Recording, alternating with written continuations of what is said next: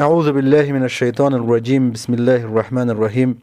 الحمد لله وكفى والصلاة والسلام على عباده الذين اصطفى خصوصا على افضلهم وخاتم النبيين محمد الامين وآله وصحبه اجمعین و بعد. السلام علیکم و رحمت الله و برکاته. سلسله درسای حقیقت روافض ادامه داره.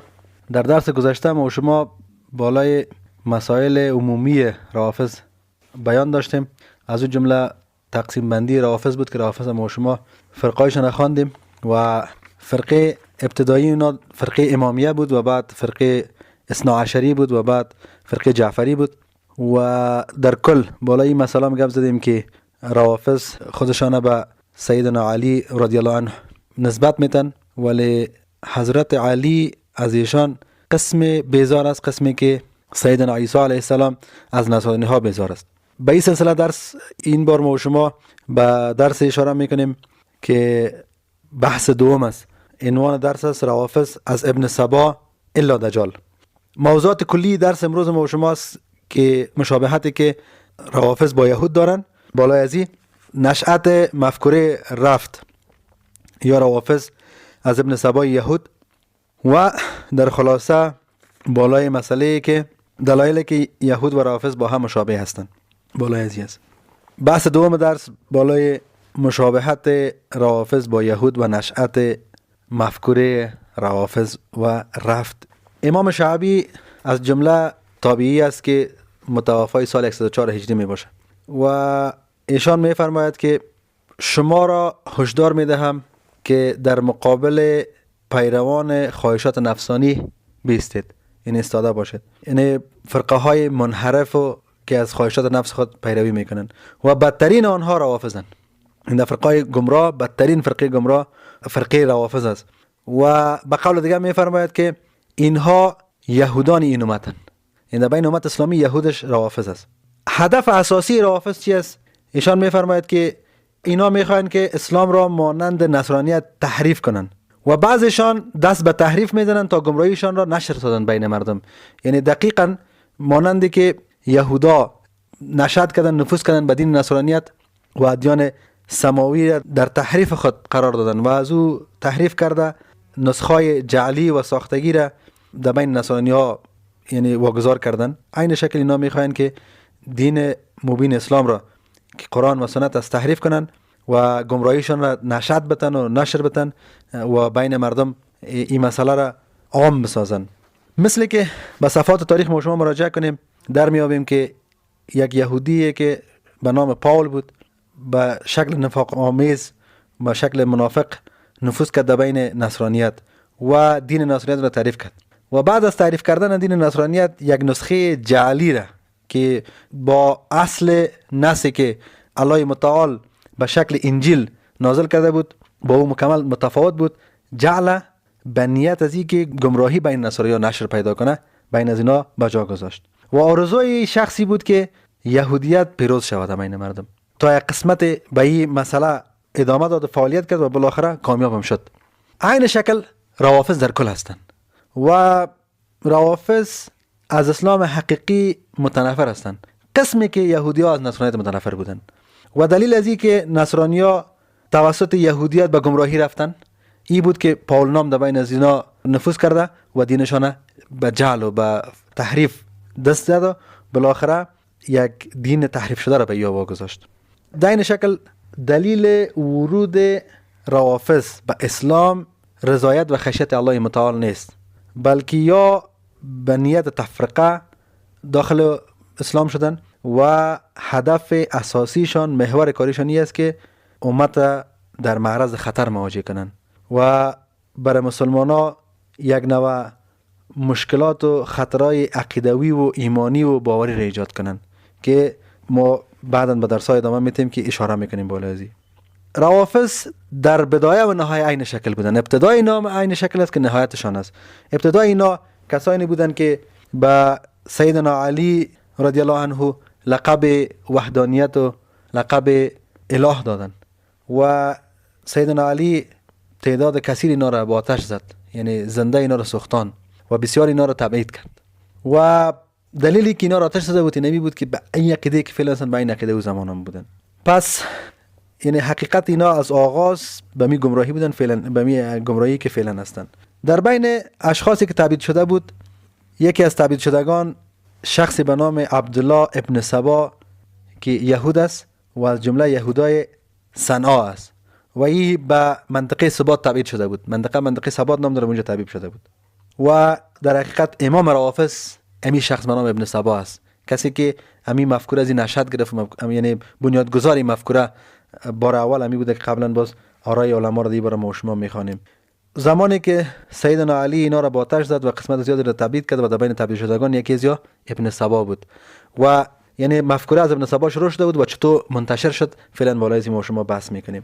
یک سلسله مسائل را که سیدنا علی در مورد از بیان کرده ما و شما یک به یک بیان میکنیم.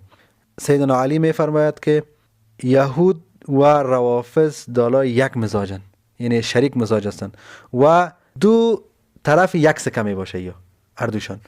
به طور مثال یهودیا به این مفکوره به این عقیده هستند که کسی حق پادشاه شدن نداره که پادشاه شوه الا که از اهل بیت داود علیه السلام باشه، و روافض به این عقیده هستند که هیچ کس حق امامت را نداره ولی از اهل بیت علی رضی الله عنه باشه. با این زمان یهودیا به این عقیده هستند که جهاد تا نزول مسیحا ساقط است. وقتی که مسیحا نزول میکنه با وی شمشیر میباشه که شمشیر از آسمان ها و از جنت است و بعد از او باز جهاد آغاز میشه. ولی در این عقیده شما روافض پیدا میکنید. روافض میگن که تا ظهور مهدی جهاد ساقط است و مهدی ظهور میکنه، بعد از ظهور مهدی از آسمان ندا میشه و ندا کننده بیان میکنه که شما از مهدی پیروی کنین و همه مردم به پا میخیزن و از مهدی پیروی میکنن و جهاد آغاز میشه. یهودان تورات را تحریف کردند و بعد از نسخه تحریف شده تورات فعلا به او عمل میکردن و او نسخه تلمود نام داشت. یعنی توراتی که الله متعال نازل کرده بود را به جای گذاشتن و دست به تحریف زدن و یکی از عادات و خصایص یهود که از تحریف است. عین عادات و خصایص شما بر روافض پیدا میکنین. روافض هم دست به تحریف احکام الهی میزنن، نصوص تحریف میکنن و از نصوص بعضی اوقالای منحصر به فرد، برداشتای منحصر به فرد خدا بیرون میکنن. مسئله دیگر که از مسئله تحیت است بین مؤمنین. یهودا با مؤمنین در زمان تحیت یعنی سلام علیک صادق نیستن. با ایواز ای که با مؤمنین به وجه احسن تحیه کنن، یعنی السلام علیکم بگن، اینا میگن السلام علیکم. یعنی به این معنی که بالای مؤمنان دشنام نفرین میدن و این زمان میخواین که مؤمنان با این افکار و با این لهجه خود مورد آزار اذیت قرار بدن. عین رویه و خصلت ما در روافض پیدا میکنیم. روافض هم با مؤمنین اینقدر سرسخت هستن قسمی که یهودا سرسخت هستن و در تحیتش ما و شما میبینیم که اکثر لعن و نفرین و دشنام از روافض علیه مؤمنین ما و شما بشنویم و این لعن و دشنام نفرین از اینا نشأت کرده حتی بالای اصحاب کرام، حتی بالای عشره مبشره و سایر اصحاب کرام اینا لعن و نفرین و دشنام میدن. مثلا کلانترین علمای روافض شما ببینن در وقت بیانشان وقتی که بیان میکنن در بیانایی که یاد دارن در بیانای خود باز ببینن که لعن میکنن، نفرین میکنن. زیادترین بیانایی که یاد دارن به ضد شیخ الاسلام ابن تیمیه دارن. به چی دلیل دارن؟ به این دلیل دارن که حقانیت شیخ الاسلام ابن تیمیه قابل برداشت به اونا نیست، بنابراین لعن و نفرین میکنن. قسمت دیگه که ما شما میبینیم که یهودیا اموال مردم به خود حلال میدانن و الله متعال در سوره آل عمران آیت 75 این خصلت و قباحت یهودا را بیان میکنه. ولی عین شکل روافض به این عقیده هستند. یعنی روافض به این باور هستند که اموال مسلمین به خود حلال میدانن و بغیر خود سایر مسلمین مباح دم اعلان میکنن و میخواین که مالای از اینا را به خود حلال بدانن. از دیگه خصایص یهودی است که یهود فریب دادن مردم حلال میدانه و شناخت یهود در حیله است، یعنی در ساخت حیله و در ساخت این مسائل بسیار محکم هستند. عین شکل ما شما روافض دریافت میکنیم که اینا فریب به خود حلال میدن و مردم فریب میتن و حتی در بیانای از اینا آثار مثل تقیه و اینا را ما مشاهده میکنیم که به فریب میخواین که بالای مردم ظهور کنن و این مسائلشان بعدا هم بیان میشه که نشأت از یا به می شکل بود. ابن سبا به یا امر میکرد که شما برین و دعوت کنه به نفاق ولی در ظاهر خودتان جلوه بتین که ما امر به معروف و نهی از منکر میکنیم. یعنی ظاهر یک عقیده و باطن دیگه عقیده. یهودیا در میان ملائک زیادترین نفرت نسبت به جبرائیل علیه السلام دارن و جبرائیل علیه السلام را دشمن خود خطاب میکنن. این عقیده در بین روافض است و روافض به این عقیده هستند که اکثرشان به این عقیده هستند و بعضشان به صراحت ایره کتبی نوشته میکنن و در بیانهای خود میگن که وحی اساسا نازل میشد بالای سیدنا علی، ولی جبرائیل علیه السلام اشتباه کرده و وحی را آورده به محمد صلی الله علیه و سلم. نعوذ بالله من ذلک. به می دلیل ما میتونیم که خلاصه کنیم تقریبا به چند عنوان یهودیا و روافض با هم مشابهت دارن. پس به این معنا امی خود مسئله ثابت کننده از این است که واقعیت یهود در بین روافض وجود داره و روافض برگرفته از افکار یهود هستند و تمام اینمی عقاید که در بین روافض شما میبینین امی عقاید به بین روافض نشأت کرده از ابن سبا.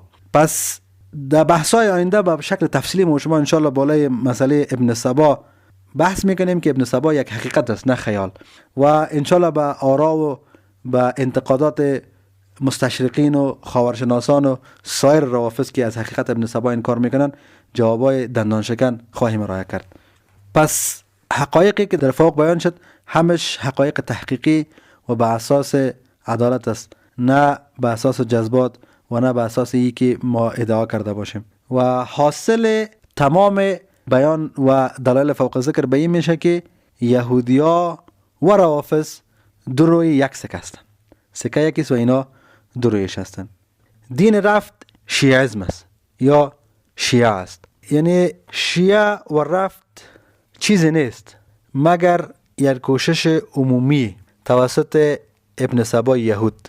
ابن سبا یهودی که در نقش قدم اساسگزاران خود به پیش می رفت و از اساسگزارانشان این مسئله را گرفته بود و حاصل این مسئله این میشه که کلمه رفت یا جمعش روافض و دین از یا که شیعیزم است یا شیعه یک کوشش از کوشش‌های یهودا بود که بالاخره این مسئله نشأت گرفت. پس به میجا ما و شما این درس خود خلاصه میکنیم که عنوان درس ما بود بالای از این که یهود در بین امت اسلامی نشأت کردن و یک فرقه گمراه را مثل خود به نام روافض به وجود آوردن. ما در این درس فقط مطابقتایشان با یهود بیان کردیم. درس بعدی انشالله به عنوان از این است که به چه طریقی که ابن سبا در بین امت آمد و به کدام مکر و کید داخل امت شده و این مسئله را نشأت داد. بارك الله لنا ولكم في القرآن العظيم ونفعنا وإياكم بالآيات وذكر الحكيم إنه تعالى جواد كريم ملك بر الرب الرؤوف